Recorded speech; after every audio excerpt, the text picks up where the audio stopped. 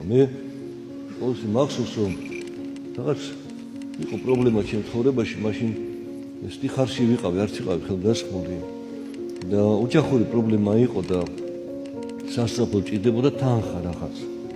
როც მე არ ქონდა. და მე პატიარს თხოვე რომ ეს მე ხვალან ჟეგეს თანხა უნდა მივიტანო, მე არ მაქვს. დამეხმარეთ მეთქი და იქ რაღაცა ხელფასი მქონდა მე საპატრიარქოში და მე იქიდან მეთქი მე დამიკავეთ და მე დავაბრუნებ. პატრიარქი არ დაფიქრებულა, დაუძახა მოლარეს და უთხრა რომ ეს თანხა მოიტანე. მაშინ ეს დიდი თანხა იყო. და რო გადმოცა მე უთხრა უწეს რომ მე დავაბრუნებ ამას. არა. ესე მარტივად არა. ვინც მოვა შენთან გაჭირებული და იმას დაეხმარები, მაშინ დაიწყებ გადახდა სამ ვალისა. ეს ვალი მე დღემდე მომყვება. და მე მივხვდი რომ პატრიარქმა მითხრა ისწავლე მოწყალება.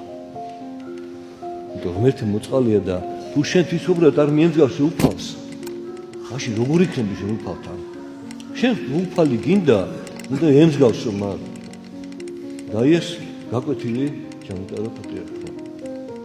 ცხადია მის თანხა არც დამბრუნებულ პატრიარქს არც ხსენები, აღარც აქვს პირიქით მე კიდევ არაერთხელ მიწყალობა რაღაც სულად მოულოდნელად იყო, რომ აი მე გამიკვირდა რატო, რისთვის. მაგრამ მე ერთი ხო არ ვიყავი, რამდენს სწავლობდა პატრიარქი და დღესაც კიდევ რამდენს მოუთმინა, რამდენს შეუნდო. და სანაცვლოდ რას გულობს იმ ჯილდოს, რაც ქრისტე მიიღო, ჯვარი. იმ ადამიანებისგან ჯვარი, ვისაც იკეთება